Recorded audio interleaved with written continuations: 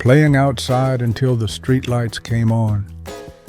There was a kind of freedom in the 1970s that's hard to explain to kids today.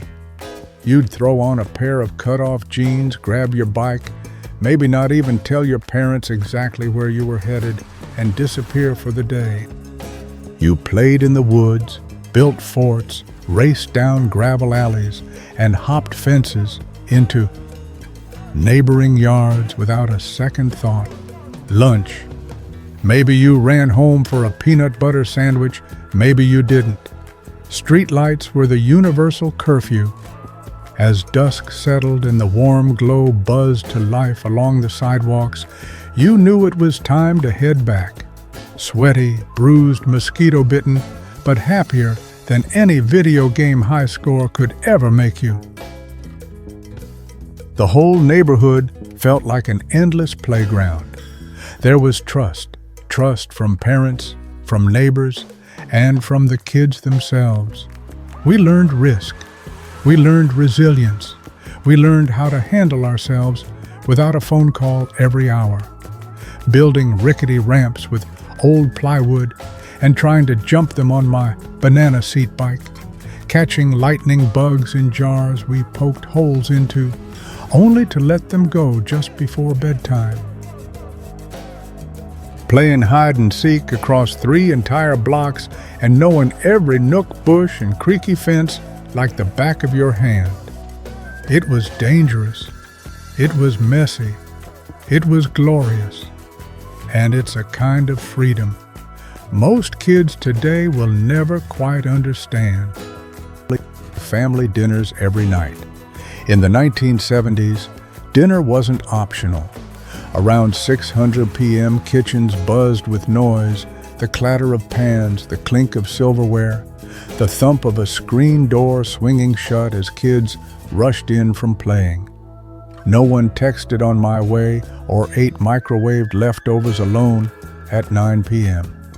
You sat down together. Moms wore aprons. Dads maybe still smelled faintly of aftershave and sweat from a long day at work. Conversations were messy, loud, imperfect. You talked about grades, friends, what was on Walter Cronkite that evening. Sometimes arguments flared over who got the last roll or why Bobby didn't do his homework. Sometimes you sat in silence, just grateful for mashed potatoes and gravy. And sometimes you laughed until you cried. Family dinners were the anchor of the day. They taught manners. They built bonds. They made you feel deep in your bones that no matter what the world threw at you, you belonged somewhere. Looking back, the meals themselves weren't memorable, but the people that clatter and clamor and chaotic love, that's what made us strong. Behind the horizon, we found adventure. Maybe you remember sitting in the back seat, forehead pressed to the glass, counting stars, until you fell asleep to the hum of tires on pavement. Vinyl records, long before playlists and algorithms. There was the simple, sacred act of dropping the needle on a vinyl record. In the 1970s, music wasn't just background noise, it was an event. You thumbed through heavy sleeves in the living room cabinet, flipping past Cream, Simon and Garfunkel, Janis Joplin. You picked the album carefully based on your mood, the weather, the kind of afternoon it was shaping up to be. Lowering the tone arm onto the spinning black disc was a ritual. The soft static, the first crackle, the thump of the needle finding the groove, it was magic. We didn't shuffle songs, we didn't skip. We listened to whole albums from beginning to end the way the artist intended. Album covers doubled as posters. Lyric sheets were memorized like sacred texts. And when you got your first record player or your first grown-up album bought with allowance money, You felt like the coolest person alive. Even today, hearing the opening bars of a vinyl spun favorite, maybe Hotel California, maybe Tapestry, it doesn't just bring back a song. It brings back a room, a smell, a season of life. Making mixtapes. Before, there were playlists curated by algorithms.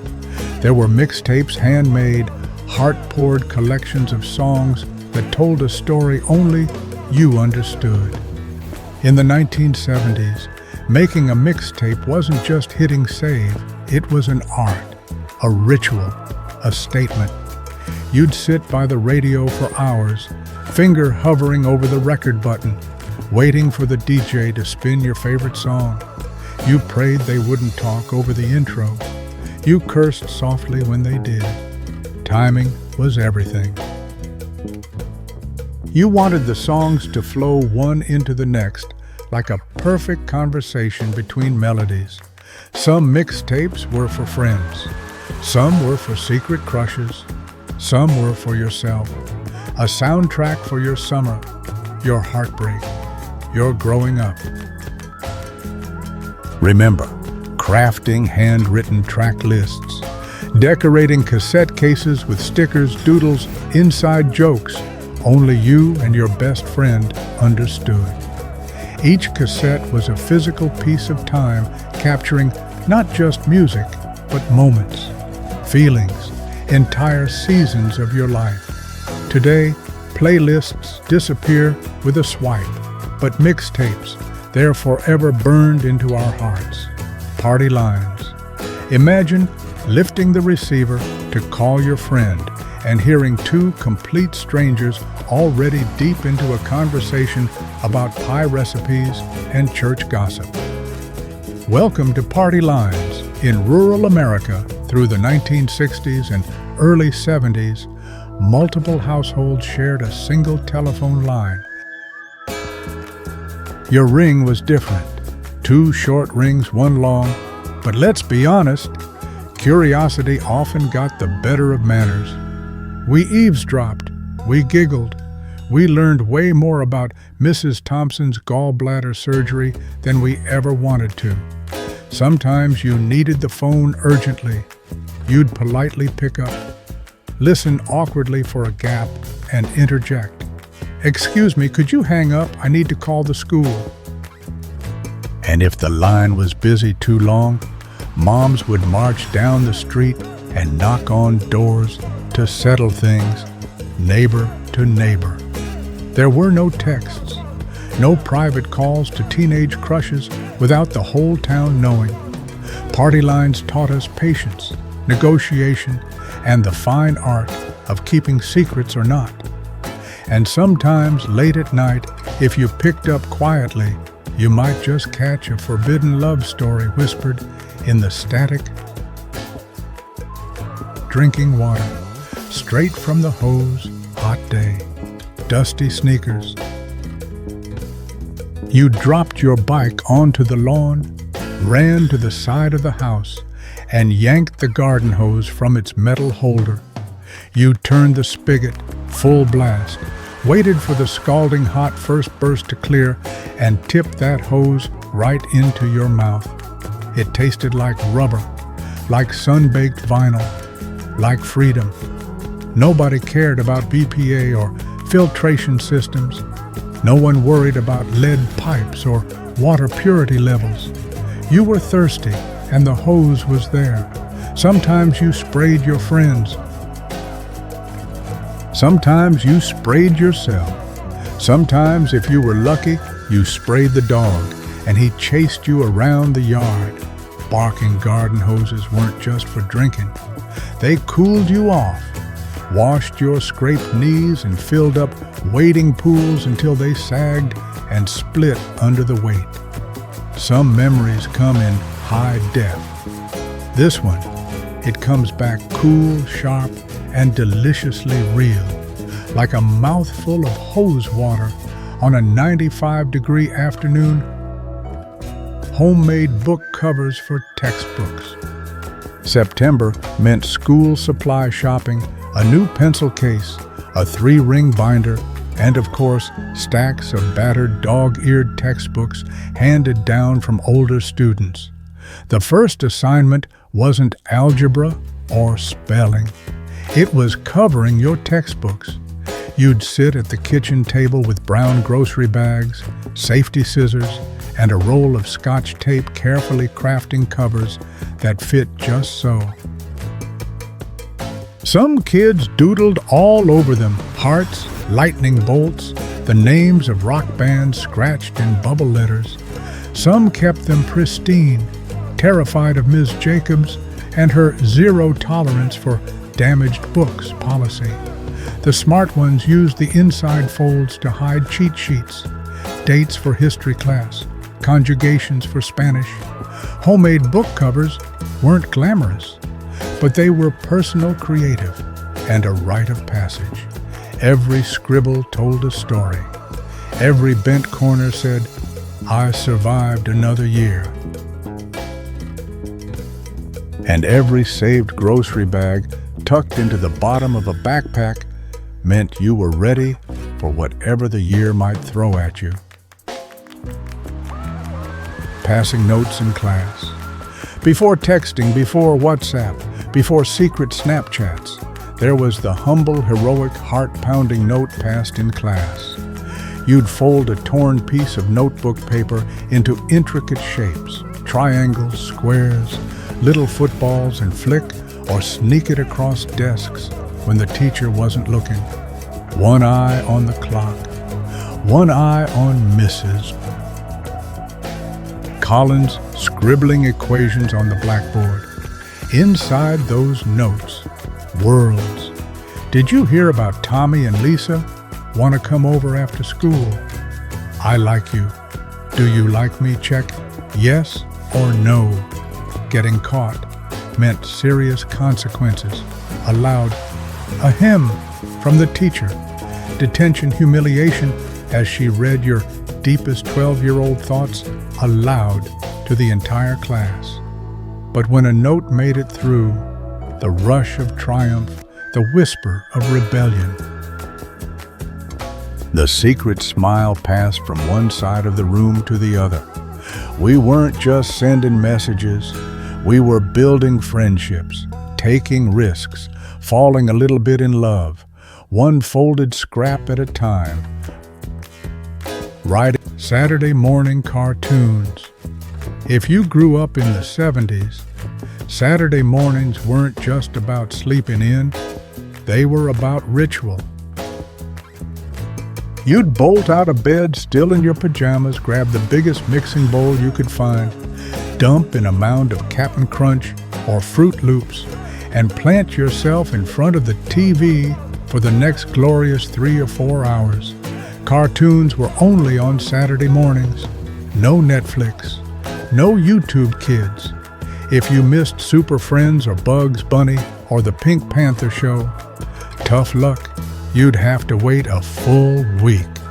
Those hours were pure magic. Bright colors on tube TVs. Jingles for sugary cereals and Saturday toy commercials. Laugh tracks on Hanna-Barbera cartoons. You didn't multitask. You didn't scroll. You were fully there. Some houses even smelled different on Saturday mornings. A mix of burnt toast, maple syrup, and dusty TV tubes heating up. And your siblings. They weren't your enemies yet. They were your couch buddies, trading jokes and fighting for the best seat closest to the screen. Saturday morning wasn't just for cartoons. It was for being a kid, completely, unapologetically, joyfully family. Station wagons without seatbelts. Nothing screamed family adventure quite like a station wagon loaded with kids, pets, coolers, and zero seatbelts. In the 1970s, the family station wagon was a symbol of freedom. Moms and dads packed us in, sometimes 5 across in the back seat, sometimes 2 or 3 wedged into the way back facing traffic, waving wildly at truckers. We sprawled on vinyl seats that burned the backs of our legs in summer, leaned over the back seat to wrestle over a Viewmaster, or laid down for naps during long drives. No booster seats, no regulations, just pure wobbly trust. The way back was a world unto itself. Some kids brought coloring books. Some just stared out the window, imagining adventures.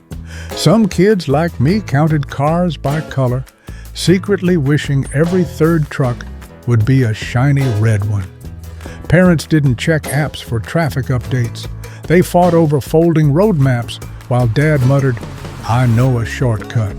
Sure, it wasn't safe by today's standards, but the laughter, the songs sung out of tune, the snacks passed hand to hand while the windows steamed up from laughter, that was family. And somehow, most of us survived with nothing worse than a skinned knee or an elbow to the ribs. Road trips without technology. Remember being trapped in a car for 8 hours with nothing but your imagination. Road trips in the 1970s were a test of endurance and creativity. There were no tablets, no backseat DVD players, no Spotify playlists. We had 2 choices: look out the window and make up your own fun.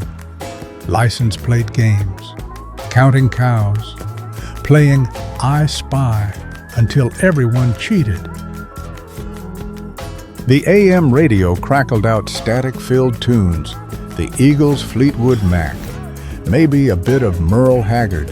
If you were lucky, the station didn't fade into static 5 miles down the highway. Meals were roadside diners with sticky booths and smiling waitresses who called everyone honey. Motels flashed color TV signs like it was the height of luxury. The journey mattered as much as the destination. Maybe more families sang, argued, played pranks, shared stories.